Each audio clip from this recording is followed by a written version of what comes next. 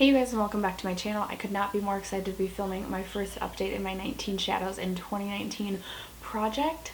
This is a really interesting project that I decided to take on this year, and I feel like it wasn't until after I filmed and posted my first, my introduction video that I really started to think about my strategy behind this, and I started to think, okay, maybe I should have done this a little bit differently.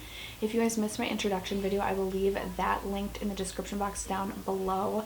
But basically, I randomly selected 19 shadows from almost 19 different eyeshadow palettes to try and pan this year, and I didn't really think about how then I was gonna have to really start to bring in all these different eyeshadow palettes. It was gonna be really hard to cycle and rotate and figure that out.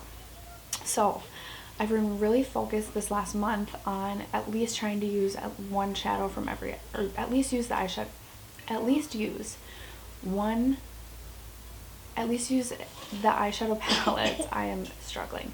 At least one time in the month, use the eyeshadow palettes at least one time. I'm not making any sense. But I did really good, minus my 4 single shadows that I brought into the project pan as well. I didn't do so hot on that. But I'm really impressed because it's really forced me to kind of mix and match some of my palettes and utilize some palettes that I probably wouldn't have gotten use out of and would have just sat and collected dust in my collection. So it's been really challenging, but also really interesting to kind of learn how I think I'm going to be doing this and to kind of see my progress throughout the first month. Now, I did take pictures of every single palette at the beginning of this, or at the start of this, and I'll insert pictures along the way of what the palette looks like versus how it looked in the introduction. So let's jump into what I did the worst on, and that is my 4 single shadows. All are from Makeup Geek. I have the shades Creme Brulee, which is this transition shade, which really shouldn't be that difficult to use. I just need to pull it and use it. And then unfortunately I selected Corrupt, which is a very, very, very dark black, or a very true deep black. And then I also have Shroom, which is, this one doesn't stick as well. It's almost just like a brow bone highlight. I don't even know if you'll be able to see it very well there, but it's a very light white sort of satin shade. And then I also have the shade Burlesque, which is this beautiful deep burgundy shade, but I just didn't get around to using this, which actually I should be able to get some good use out of this because I've been really focused on purples this month, and focusing on the purple or mauve tone shades that I currently have going in this project. But I think I only perhaps used Corrupt one time, just very light-handedly to deepen up a look, but other than that I did not even dip into any of these shades, so fail on that end. I did want to mention, you guys, I actually have 2 other palettes currently going in my roulette project pan, and I am really excited to announce that I did hit pan in this shade in my Love, Trust, and Fairy Dust palette. So exciting that I have hit a pan in an eyeshadow palette this year, and I am going to track how many pans I hit in eyeshadow palettes throughout the year, even if it's not necessarily the shadows that I selected. Okay, next we're just going to jump in palette by palette, and some of these, you guys, I've only used one time, so it's really not going to be that exciting of progress. So one of those is my Deuce palette by Juvia's Place. This is the shade that I selected as the shade that I want to focus on to try and pan. I just felt like of all these shades, I feel like dark shades are hard to pan because you don't use as much per look. I was considering choosing either this shimmer shade or this shimmer shade, but I also feel like shimmer shades I just don't go through that quickly, so I selected this, which can either be a super light transition shade, or even today I used it as my base shade to set my lid, but I've really only used this 1 or 2 times, so not a ton of progress. I will insert a picture, like I said, side by side, but this is one that I did not pull out that much this month. Another one I barely dipped into was my Queen of Hearts palette, just because I was focused on other palettes. I did use this Queen Mother shade in my eyeshadow look today, but Royal Prerogative is actually the shade that I selected to work on throughout the course of this project. I'm not worried about this because I do love this palette. I just kind of wanted to knock out the palettes that I was least excited about first. But I do intend to pick this one up a few more times in February just because it's such a beautiful palette and I really do want to give this a chance and play around with it some more.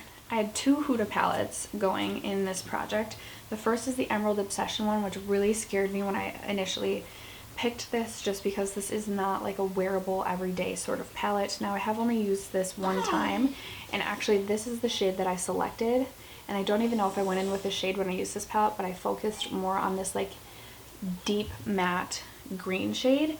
I've used these two shades as well, but yeah, I didn't really get any use out of the shade that I actually selected to focus on, but that's why this is fun, because I pulled this palette thinking I was going to work on the shade that I selected, but I was feeling inspired by different shades in that palette, but I may not have even pulled this palette out unless I was doing this project. And then the other Huda palette that I selected was the Mauve Obsessions one, which I'm really, really excited about. And this middle shade right here is the shade that I am working on. And as you can tell, you can see a bit of a divot in this. This is one palette that I really was loving on before this project even began anyway. I only used this a couple times this month as well, because we're getting to the palettes that I really was to focus on.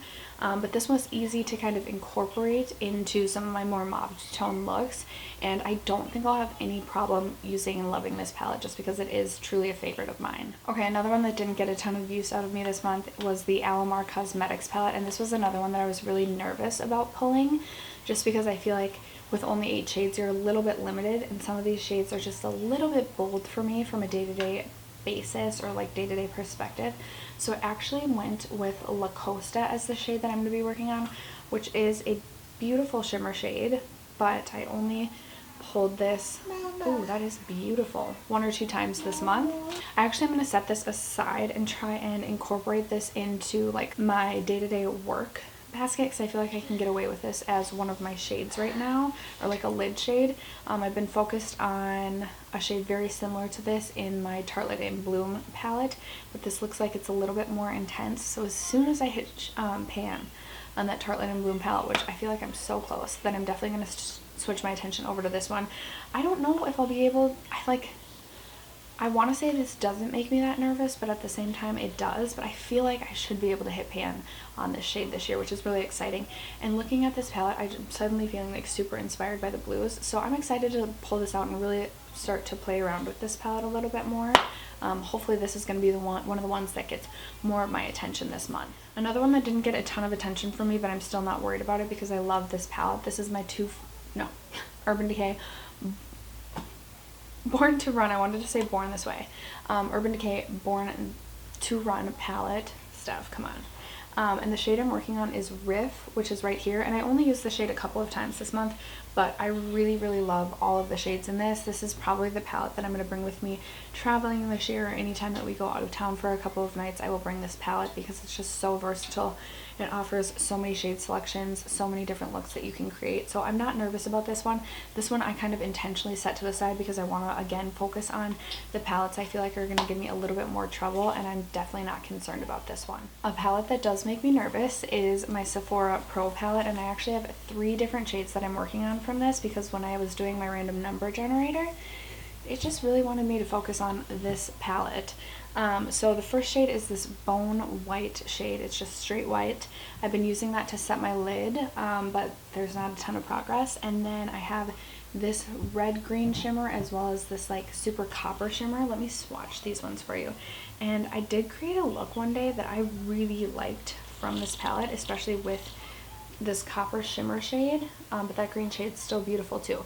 So this one definitely makes me nervous because, I mean, just look at this palette, and typically I'm more of a neutral loving type of gal, but this is another one that I'm excited to just be inspired by this and really pull this out and challenge myself to create looks with this and just really use this palette. Even if I don't hit pan on this, just getting some use out of this palette will be a win in my books. Next, I have my BH Cosmetics Weekend Festival palette, and I have 2 shades that I'm working on from here.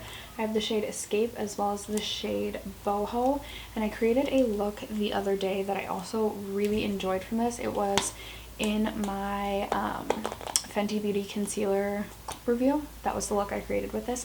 Really enjoyed this. This is another one that does not make me too nervous. While it has a lot of color, you can still create really neutral looks with this, and I really, really enjoy the sort of like brown toned mattes in here. And then I really like this gold shimmer shade.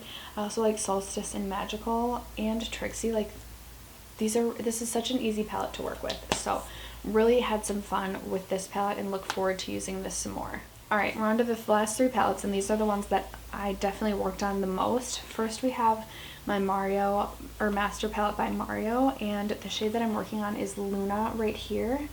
And as you can tell, there's a pretty good divot going. You can tell this palette has gotten some love from me. I really, really love this palette. It's one of my favorites in my collection, and I feel like for too long I just kind of let it sit there because I didn't want to use it up because I knew it's limited edition and I can't buy it again. But that's silly. It's silly to let makeup just sit there and then go bad and then never get use out of it. So I've been creating some really easy neutral looks with this shade, and then my Tartelette and Bloom palette, I've been going in with the shimmer over this and really enjoying the looks that I've been able to create from that. I still want to play around with some of these warmer tone shades, and then this Muse shade too I really, really love, but this has not been any sort of issue at all for me to use, and I'm not concerned at all about being able to hit pan in at least 1, if not more shades in the Master by Mario palette. Alright, then I've been doing a ton of playing around with purples lately. As you can tell, my eyeshadow's purple today. I feel like it's been purple non-stop this month. So I have been creating looks with my ABH Prism palette and Carli Babel palette. That's where all of my purple looks have been coming from. The Carli Babel palette, the shade that I selected to work on is this middle shade right here. They don't have names. I don't know how well you'll be able to see. I don't know how shallow these pans are going to be, but I have used this palette and that shade specifically probably 5, 6, 7 times minimum, and have gone in not super light-handed. I mean, not wasteful, but I've used a lot of that shadow and I still feel like it doesn't do it justice. It looks like I haven't used it as much as I have. And then I've also been using this shade right here quite a bit to deepen up my looks. So I've been able to get some use out of a number of shades in this palette. I've also kind of played around with this shade and then this shimmer shade as well. So it's been fun to pull this out because this palette was just collecting dust in my collection, and I probably would have just let it sit there and go bad, but it's been fun to pull this out and play around with it. The highlighters in this palette are actually really, really good quality. I don't know if you'll be able to see, but they're beautiful highlighters as well. So it's been really fun to pull this out and play with this. And then I have my ABH Prism palette, which also made me really nervous when I selected this palette because this is a more difficult palette to work with.